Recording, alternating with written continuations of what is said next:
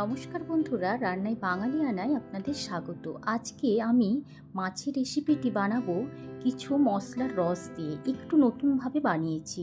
রেসিপিটা দেখলেই আপনারা বুঝতে পারবেন। আমি প্রিয়াঙ্কা আপনাদেরকে একটি নতুন রেসিপি নিয়ে আপনাদের কাছে হাজির হয়েছি। প্রথমে এখানে আমি কই মাছ নিয়েছি, পরিষ্কারভাবে ধুয়ে নিয়েছি, বাজার থেকে কেটে নিয়ে এসেছিলাম। এরপরে এর মধ্যে দিয়ে দিচ্ছি লবণ, হলুদ দিয়ে দিচ্ছি সামান্য পরিমাণ, আর কাঁচা সর্ষের তেল দিচ্ছি, যাতে ভাজলে মাছটা খুব একটা তেল ছিটে না আসে, তেলটা ছিটে যেন গায়ে না পড়ে, সেই জন্য ভালোভাবে মেখে এক সাইডে রেখে দিলাম। এরপরে আমি একটা মিক্সি জারের মধ্যে একটা মাঝারি সাইজের টমেটো আর দুটো কাঁচা লঙ্কা দিয়ে বেশ ভালোভাবে মিহি করে পেস্ট করে নিয়েছি।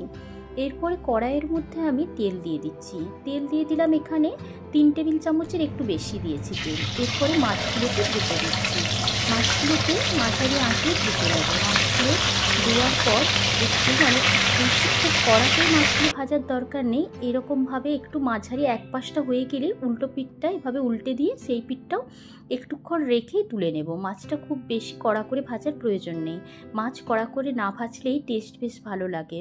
আর মাছগুলো একটু দেশি মাছ হলেই ভালো হয়, এই কই মাছগুলো।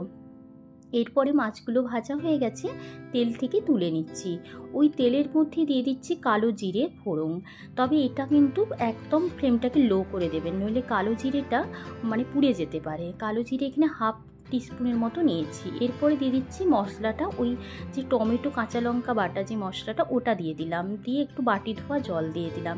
এরপরে আমি মশলাগুলো বলে দিচ্ছি। এটা টমেটো কাঁচা লঙ্কার পেস্টটা যেটা দিয়ে দিলাম ওইটা, আর এটা হচ্ছে শুকনো লঙ্কাকে কিছুক্ষণ ভিজিয়ে রেখেছিলাম তার বাটা, আর এটা হচ্ছে আপনার জিরের ধনের বাটাটা, ধনেটাকেও ভিজিয়ে রেখে বেটে ছেঁকে নিয়েছি, রসটা শুধু নিয়েছি। আর এটা জিরে আর গোলমরিচ 1 টেবিল চামচ করে সব নিয়েছি, আর গোলমরিচ বাটাও তারও রসটা নিয়েছি। এরপরে এইগুলো ওই বাটির রসটা হচ্ছে সবগুলোরই বেটে যেই জলটা বেরিয়েছে সেইটা। এরপরে লবণ দিয়ে দিলাম। লবণ দিয়ে দেওয়ার পর এখন হলুদটাকেও একটু সামান্য পরিমাণ হাফ টিস্পুন হলুদকেও জলে গুলে আমি দিয়ে দিয়েছি এর মধ্যে, মিশিয়ে দিলাম ভালোভাবে। এরপরে নেড়ে চেড়ে নিলাম একটু, আর মিডিয়াম ফ্লেমেই রাখতে হবে, খুব বেশি যে কষানোর প্রয়োজন নেই সেই জন্য।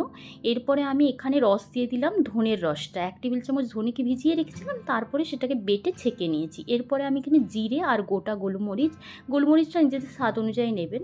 দেওয়ার পর সেই রসটা দিয়ে দিলাম। আর এটা শুকনো লঙ্কা বাটা, এটা ঝালটা আপনাদের স্বাদ অনুযায়ী দেবেন।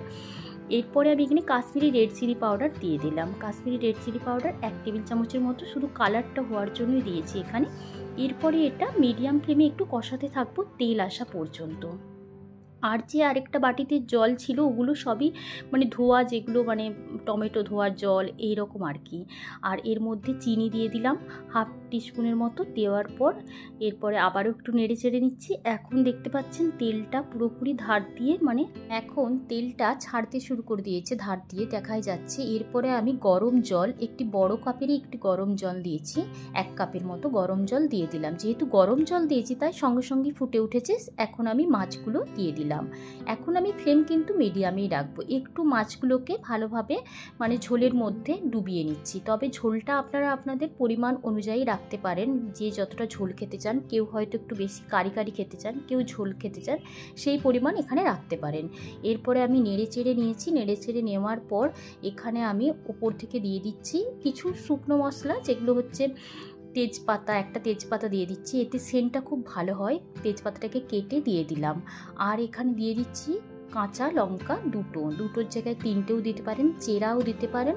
আমি এখানে গোটা কাঁচা লঙ্কায় দিয়েছি। এরপরে উপর থেকে ঢাকা দিয়ে রেখে দিচ্ছি কিছুক্ষণ, 2 মিনিটের মতো ফুটিয়ে নিলেই হবে। এখন 2 মিনিট হয়ে গেছে। এরপরে আমি গ্যাসের ফ্লেম বন্ধ করে দিচ্ছি। এরপরে 5 মিনিট পরে আমি ফিরে আসছি। 5 মিনিট হয়ে গেছে, দেখতে পাচ্ছেন একদম তেল পুরো ওপর দিক থেকে ভেসে গেছে মাছের ওপরে। একদম মাছটা কই মাছটা পুরোপুরি রেডি হয়ে গেছে। এরপরে আমি একটা পাত্রের মধ্যে ঢেলে নিচ্ছি। গরম ভাতের সাথে এই রেসিপির জুড়ি মেলা ভার, এই রেসিপিটা থাকলে গরম ভাতে অসাধারণ খেতে লাগবে।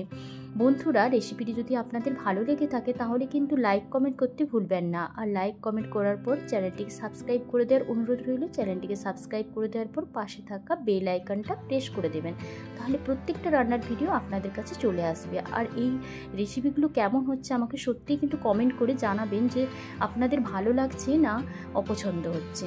ধন্যবাদ বন্ধুরা, ভালো থাকবেন, সুস্থ থাকবেন।